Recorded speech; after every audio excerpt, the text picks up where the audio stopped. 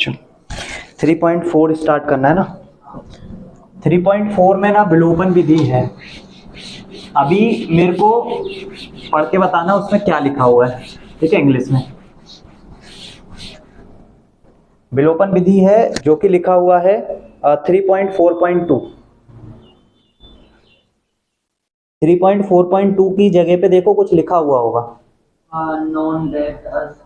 हाँ ये ना। हाँ हाँ, पढ़ के बता दे। 3.4.2 के आगे क्या लिखा है, क्या लिखा हुआ है? वो एलिमेंट मेथड। एलिमिनेशन या एलिमेंट? हाँ वो एलिमिनेशन है या एलिमेंट है? मैं देख लूँ। एलिमिनेशन मेथड, ठीक है, एलिमिनेशन मेथड। इस मेथड में हमें क्या करना होता है, इस मेथड में हमें दो नंबर पहले से ही गिवन होंगे, मतलब दो इक्वेशंस दो वेरिएबल में हमें ऑलरेडी गिवन होंगी, है ना। फॉर एग्जांपल के लिए देखो, दो, हाँ, the ratio of income of two people 9:7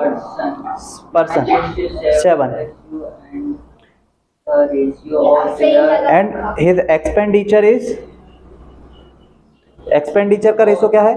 4:3। और दोनों ही केसेस में वो कितना रुपए?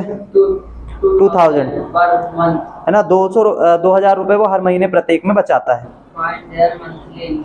ठीक है। उनकी क्या है? मंथली इनकम बताना है।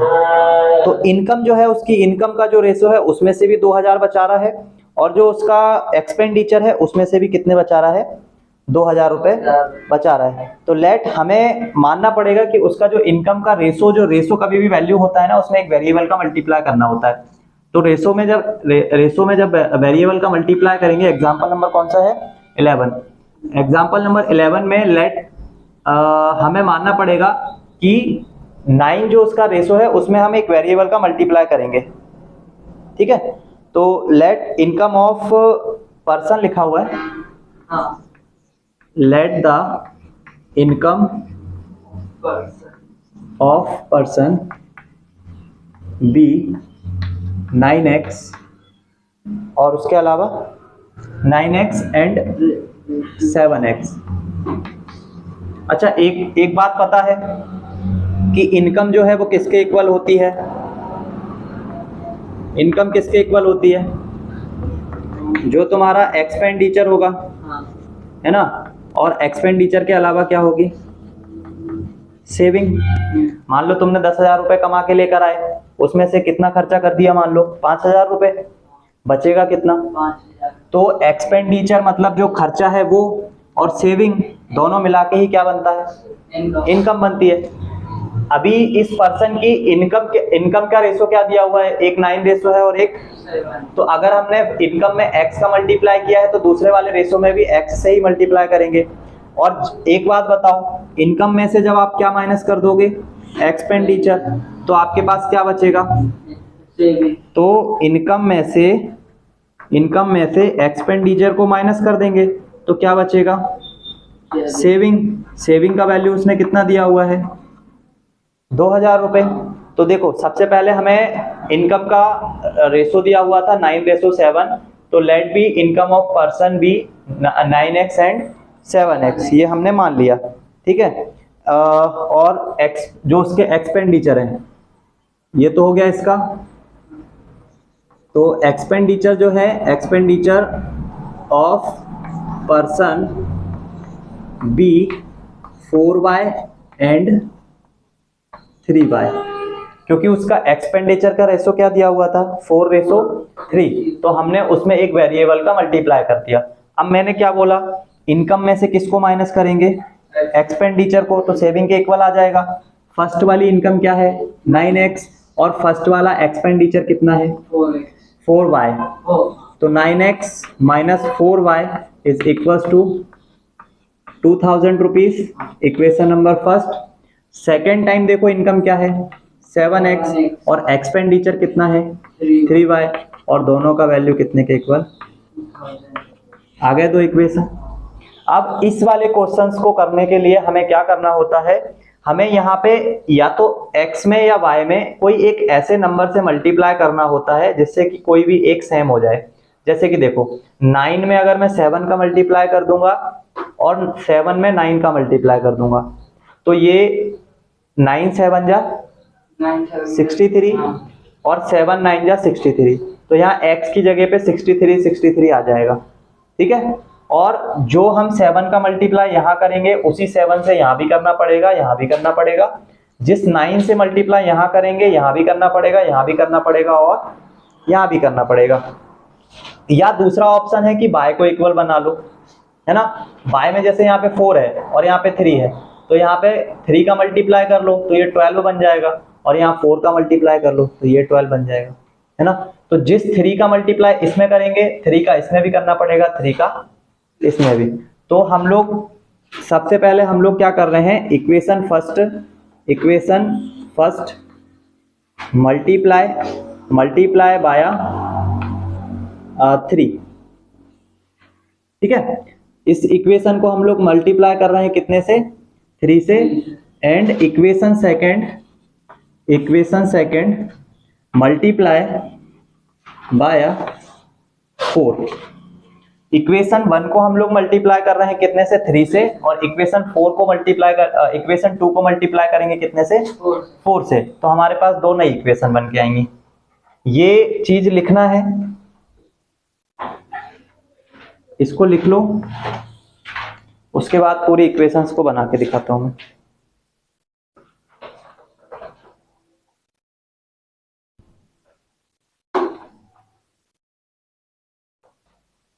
तो अभी हमने, अच्छा मैं 9 से 7 और 9 से भी कर सकता था मल्टीप्लाई, बट वो एक बड़ा नंबर आता, इसलिए हमने देखा कि यहाँ पे छोटे नंबर से कर लेते हैं, वो हमारे लिए सही रहेगा।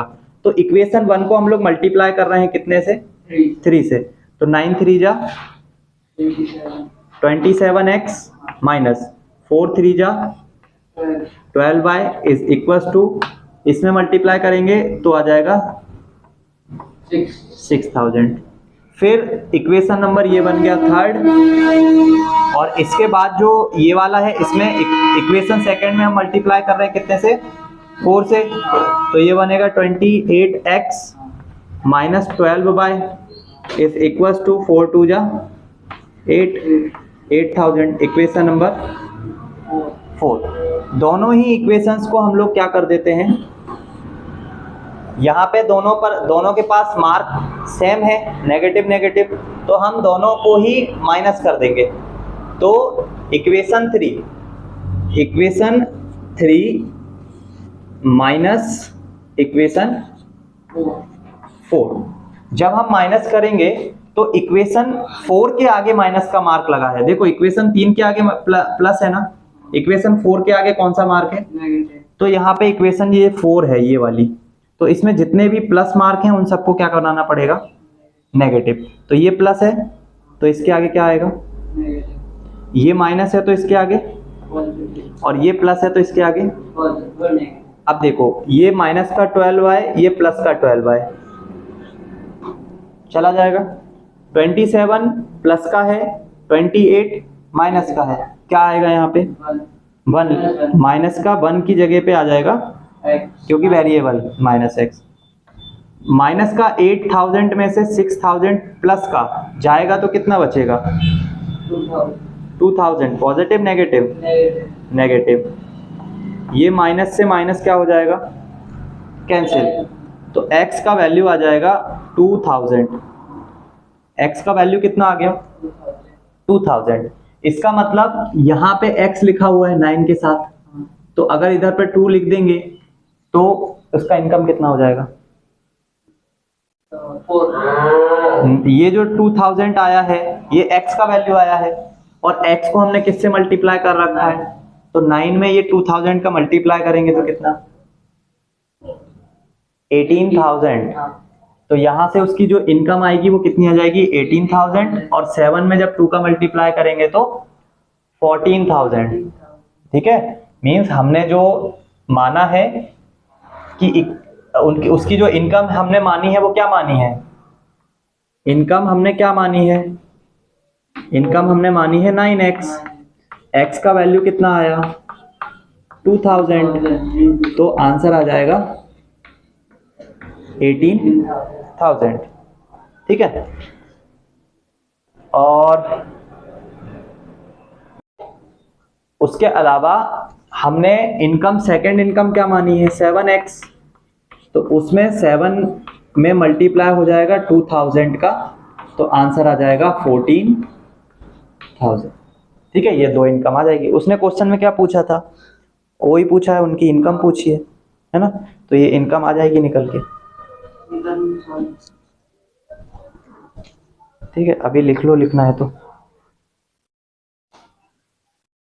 एग्जाम्पल नंबर, इसके बाद देखो कौन सा वाला, 12 नंबर। उसमें ना डायरेक्ट इक्वेशन दिया हुआ है, हमें सिर्फ सॉल्व करना है।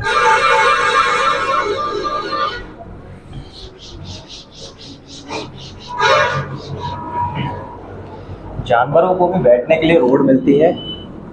एग्जाम्पल नंबर 12, और इसमें हमें इक्वेशन गिवन है 2x + 3y = 8, और सेकंड इक्वेशन है 4x + 6y = 7। हमें ना हर समय ऐसा नहीं होता कि हर समय हमें दोनों ही इक्वेशंस में किसी नंबर से मल्टीप्लाई करना पड़े, ऐसा हमेशा नहीं होता। कभी कभी होता है कि किसी एक इक्वेशन में मल्टीप्लाई करने से काम हो जाता है। जैसे कि यहाँ पे दिख रहा है, अगर इस x के वैल्यू को सेम करना है तो ऊपर वाले में सिर्फ किससे मल्टीप्लाई करना है, 2 से। तो अगर हम इक्वेशन फर्स्ट वाले में मल्टीप्लाई कर देंगे बाय 2, तो हमारी जो इक्वेशन है ना वो बन जाएगी 4x + 6y = 4, इक्वेशन 3। और इक्वेशन 3 में से अब हम लोग डायरेक्ट माइनस कर सकते हैं, तो इक्वेशन 3 माइनस इक्वेशन 4 तो बनेगी नहीं, है ना। तो इक्वेशन 3 क्या है, 4x 6y = 4, और ये वाली है 4x + 6y = 7। अब हम चेक करेंगे तो हमें जहां जहां पॉजिटिव है वहां नेगेटिव करना पड़ेगा। ठीक है, और देखेंगे तो हमें क्या मिलेगा कि ये 4 से 4 भी कैंसिल हो गया, 6y से 6 भी कैंसिल। इट मीन्स कि यहाँ 0 आया, और जो कि इक्वल आ गया -3 के। तो यहाँ पे हम क्या बोलेंगे, यहाँ पे हम बोलेंगे कि इस समीकरण का कोई हल नहीं है, no solution of this question. ठीक है, तो इस कंडीशन पर जब हमारे पास कुछ वैल्यू ही नहीं आया, सारा का सारा क्या हो गया, 0 हो गया, तो फिर उस कंडीशन पर नो सॉल्यूशन। ठीक है, अगर होता सॉल्व तो x या y का वैल्यू आ जाता, जो कि नहीं आया। ठीक, करो इसको नोट डाउन। इसके बाद चल रहे हैं एग्जाम्पल नंबर 13 पे। एग्जाम्पल नंबर इसके बाद 13 है, 2 अंकों की संख्या है ना, 2 digit number, the sum of 2 digit. अब एक बात बताऊं मैं कि 2 डिजिट का नंबर जो है वो 99 होता है, और सबसे पहला 10 होता है। 10 को लिखने का तरीका क्या हो सकता है, 10 गुणा 1 धन 0, कितना आ जाएगा 10। अब अगर 11 को लिखना होगा तो कैसे लिखेगा, 10 गुणा 1 धन 1 = 11। अगर मेरे पास 21 होगा तो 10 गुणा 2 धन 1 कितना आ जाएगा। तो हमेशा हम ये कहते हैं कि 2 डिजिट का जो नंबर होता है ना, वो 2 डिजिट के नंबर में एक तो 10 का मल्टीपल होता ही होता है, उसके बाद एक नंबर उसमें हमें प्लस करना पड़ता है। ठीक है, तो जो मल्टीप्लाई होगा 2 डिजिट का, जब हम नंबर एज्यूम करते हैं तो वो हम एज्यूम करते हैं कि 10 का तो वो मल्टीपल होगा ही होगा कंफर्म। यहाँ पे x का कुछ भी वैल्यू हो सकता है, 1 2 3 4 5, और उसके साथ एक वैल्यू प्लस करते हैं, दिख रहा है 10 के साथ 2 का मल्टीप्लाई किया, 2 की जगह हमने x ले लिया, और उसमें एक वैल्यू प्लस करना होता है जिसको हमने क्या ले लिया, y ले लिया। तो अब क्वेश्चन को पढ़ो, the sum of 2 digit number, है ना, the number of 10y is 66। तो एक 2 डिजिट का नंबर है ना, और 2 डिजिट का नंबर अगर होता है तो उसे लिखने का तरीका डायरेक्ट नंबर, अभी हमें नंबर नहीं पता, तो उसे लिखने का तरीका यही होता है 10x + y। वो बोल रहा है कि एक 2 डिजिट का नंबर है जिसके नंबर्स को अगर पलट दिया जाए, तो नंबर्स को अगर पलटोगे ना तो 10 के साथ अब x की जगह कौन आ जाएगा y और y की जगह पे कौन चला जाएगा x। और ये दोनों का सम जो है ना वो कितने के इक्वल दिया हुआ है 66 के। ठीक है, द 2 डिजिट नंबर और उनके नंबर्स को पलट देने पर जो नंबर दोनों का जो सम मिलेगा वो कितने के इक्वल मिलेगा 66 के। तो यहाँ से अगर इसको चेक करेंगे तो ये 10x plus y plus 10y plus x is equal to 66। x और x को ऐड कर देंगे तो 11x, y और y को ऐड कर देंगे तो 11y इज इक्वल टू 66। 11 को कॉमन ले लेंगे, अंदर बचेगा x plus y is equal to 66। 11 से इसको डिवाइड कर देंगे तो x प्लस वाई का वैल्यू आ जाएगा कितना, इक्वेशन नंबर फर्स्ट।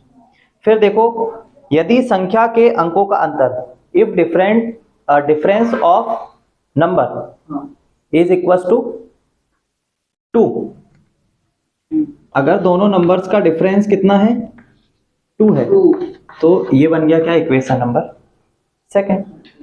अगर डिफरेंस क्या है उन दोनों के, दोनों नंबर्स का 2 है, तो अब हमें क्या निकालना है, संख्या मींस नंबर, वो वाला नंबर निकालना है, find the number. how many such number are there। ठीक है, तो अब हमें यहाँ पे दिख रहा है इन इक्वेशंस में हमें मल्टीप्लाई करने की जरूरत नहीं है, हम डायरेक्ट इनको प्लस कर देंगे।